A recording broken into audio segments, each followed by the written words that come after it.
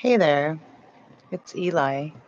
It's Sunday, 6:36 p.m., Brooklyn, New York, Gregorian calendar 2020, Sunday, March 22nd. Unceded Lenape territory. Today's speculative solidarity topic, which I've been planning on making for a while, is cultivating compassion, invite versus attack. It's been a minute since I made my last video on Tuesday, and I can say, and it's important to say, that this week the shifts in what we know about COVID-19 and what's been happening in New York City, combined with my own body's chronic illness issues and anxiety response, it's been extremely difficult to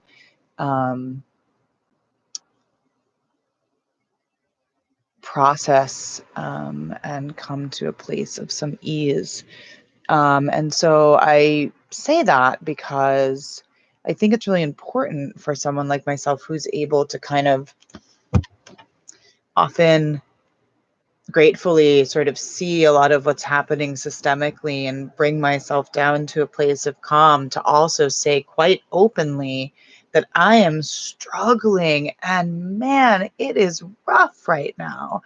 But in cultivating compassion for myself, in cultivating compassion for you, in cultivating compassion for people right now who are behaving in ways that, makes me super furious.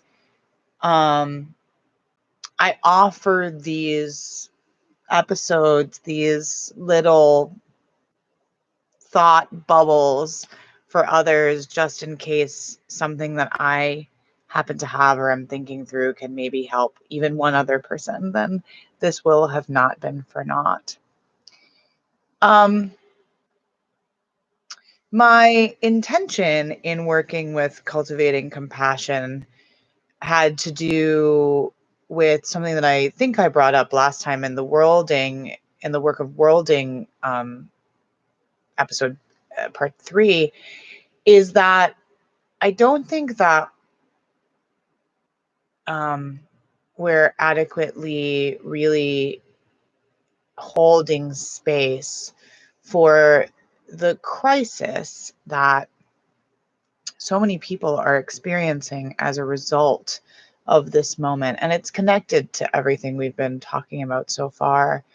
And while my point in the last episode was to talk about how we potentially, if we're having this crisis, right, can spend some time right now thinking about what our roles really are and what really has meaning to us, right? But as we look around and our nervous systems are so amped up and there's so much fear and there's so obviously so much brokenness happening in the system, and we're so overwhelmed, and it's hard for us to know what will happen next, and it's hard for us to feel safe, and it's hard for us to find hope. It is easy to be angry. And it's easy to place blame in many cases, especially in the United States, quite rightfully so. And it's easy to point fingers and to judge and criticize people around us that we see behaving in ways that are terrifying, honestly, and that can cause us to really react very virulently. In New York City, people all over were going to bars and restaurants like quite late and hanging out and really sort of behaving in a way that scared a lot of people who were paying, like myself, who were paying a lot of attention to what had happened in China, paying a lot of attention to what had happened in Italy and China, take this information, to the United States with some gravitas. and make some proactive decisions. And now, of course, in New York City, we're seeing the highest numbers of anywhere in the United States. And of course, it's easy to say, oh, it's all those people who went out and spread the disease. And even this week, we're seeing videos of spring breakers, right, packing the beaches. And it's so easy to be so mad at them and to call them names. I've seen the word stupid thrown around so much this week. Like, what the hell, those stupid people, like, they're so stupid. And I try sometimes to not engage on the internet, but someone made a comment on someone else's page about the stupidity of those people. And I brought up exactly what I wanted to talk about here, which is maybe the word stupid isn't useful for us right now. I think that where we might find stupidity, we also can find deep, deep-seated fear and crisis, internal crisis. It doesn't even necessarily mean that the person can articulate that crisis, right? In fact, part of the reason for the behavior may very well be the inability to articulate the crisis, right? And so I think that's something that's been very helpful for me in trying to kind of think through what's needed now, what's needed next. And this doesn't only apply to this particular situation, but to many kind of parallel situations, is that for many people, the abstract, large crises of this time, whether it be this pandemic, whether it be the climate crisis, whether it be, the immediacy of the Amazon burning or the Australian fires, or whether it be, war-torn countries, watching what's happening in Syria, watching what's happening with refugees all over the world, watching what's happening in the camps in the United States, and you have all these people whose behaviors are potentially could be described as like grossly ignorant of those things, right? And maybe we get angry at them. But what is actually happening for that person, right? And this isn't, there's a way to simultaneously validate one's own anger, right? Say this is a totally valid emotion, and then to try to find the source of it, what it is that it's making us feel. Does it make us feel fear? Does it make us feel threatened? Does it make us, are we righteously angry about something truly wrong, biased, etc. in the world, right? I happen right now to be doing through Insight Timer, this really wonderful meditation tool. I'm going through what's known as the Reiki precepts, which were developed in the early 20th century in about 1915. And the first is just for today, and the second is do not anger the others, be humble, be honest in your work, and be compassionate to yourself and others. And the do not anger, I think the way that it was described is so important for us right now in this moment, in the kind of compassion that I'm hoping that we can try to bring to these ways of looking at each other and ways of engaging for speculative potential for the future, right? And it is what do not anger asks of you as a Reiki precept, right, which has to do with kind of like healing the body and mind, is not to not have anger, right, but to identify the anger, be able to step away from the heat of it, to be able to articulate its causes, its roots, what it is, what you are experiencing, what you would like to change, what what are constructive ways to move forward, whether it has to do with a person or with a system, etc. Right. And it entirely allows for a righteousness. But what it attempts to do, insofar as it is a healing mechanism, is to remove from your body the ways in which holding anger are actually bad for you and for your immune system. And so this is so important, actually. Holding those kinds of feelings in your body is actually very destructive um, to your immune system. And so the job here is not to not be angry, right? Not to not experience anger, but to be able to find compassion within the anger as well for yourself first, right? And then perhaps for the person that you're angry at, so that you can have a structural, nuanced, an analytical relationship with what it is that you're experiencing, right? And so the compassion and the invite versus attack that I was kind of thinking about has to do with sort of like the idea of how we address these people who people are calling stupid and are so angry at, right? And what it means to recognize the kind of interpersonal needs that are often underlie the sort of structural needs and sort of the emotional and nervous system needs, the somatic needs of these bodies, and also the systemic conditions that created people who are, doing these things. And I think at the core of this is kind of a willingness to recognize sort of structural realities in terms of people being conditioned, right? And not necessarily having the tools that it might appear that someone has available to them, right? And being able to put yourself in a position where you don't judge a person and assume that they have certain tools because you feel like they should, right?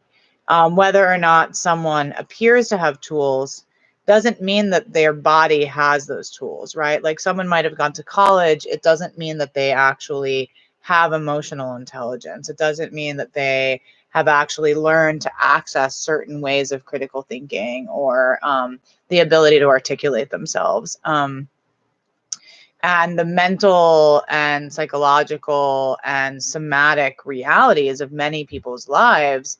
And this goes back to the other sections, wherein we have people who have been encouraged, and media really replicates this, to find their value in, consumption and in these very sort of narrativized ways of operating. It means that the crisis at home, right, of like, what the fuck is going on? I don't know how to articulate how I'm feeling. I don't know how to cope with my stress. I don't know how to be alone with my thoughts. I don't know how to address the ways in which I feel totally incapable of receiving the information that's coming to me, right? Like, even myself, someone who's been working with these kinds of ideas, structural ideas about society and health and and economics for almost 20 years, I'm totally overwhelmed a lot of the time this week. I have been doing meditation for 2 decades, right? I have been engaging in all of these forms of like self work, intention. And this week is impossible for me a lot of the time. And so, what does that mean for the person who hasn't done any of that, right?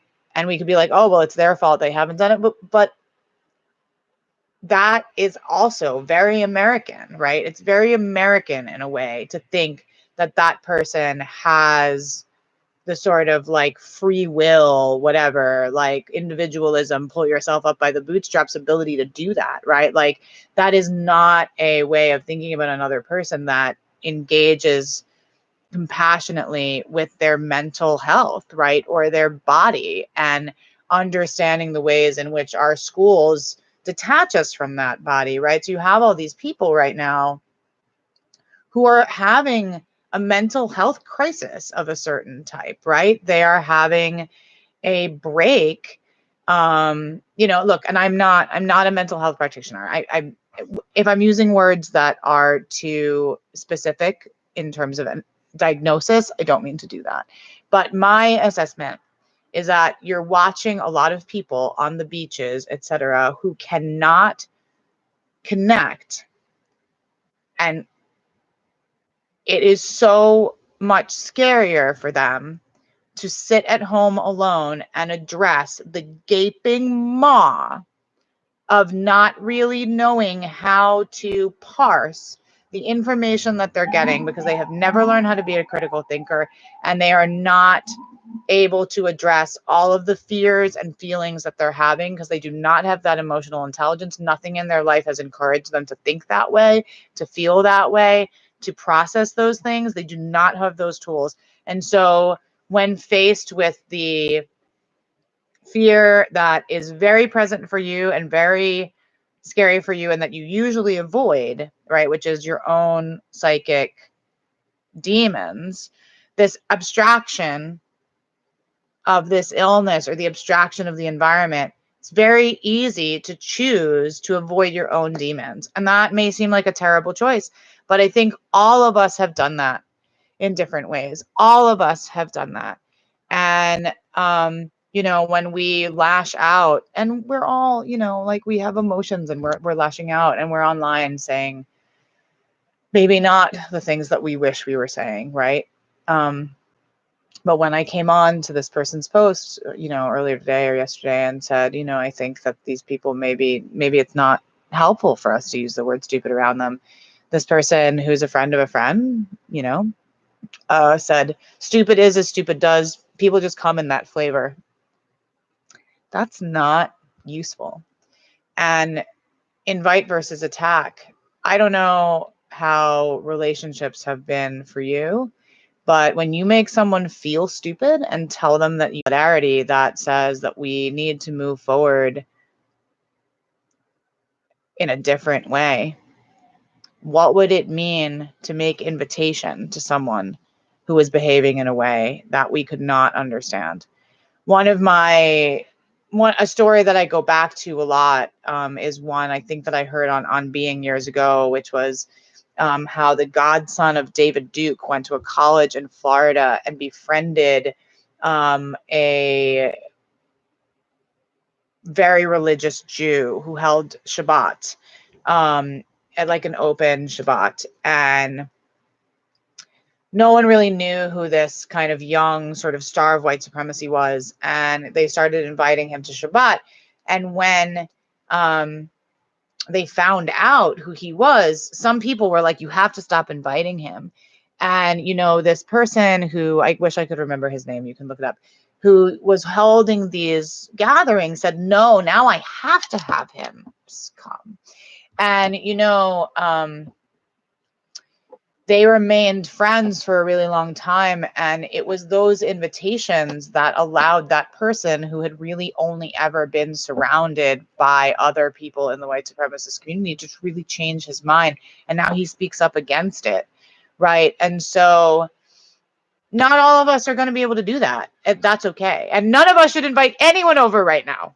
Right. But that's not the point. The point is sort of like an intellectual opening and an emotional opening towards everyone's battles, right? And towards understanding in this particular time the crisis that so many people are facing, and giving ourselves this opportunity to recognize how crippled, right, so many of us have been by these systems that have taught us to be slaves to consumption and capital, and how much growth we can achieve together, with compassion. Thank you for listening. This was a little bit of a meandering one, but I'm doing the best I can.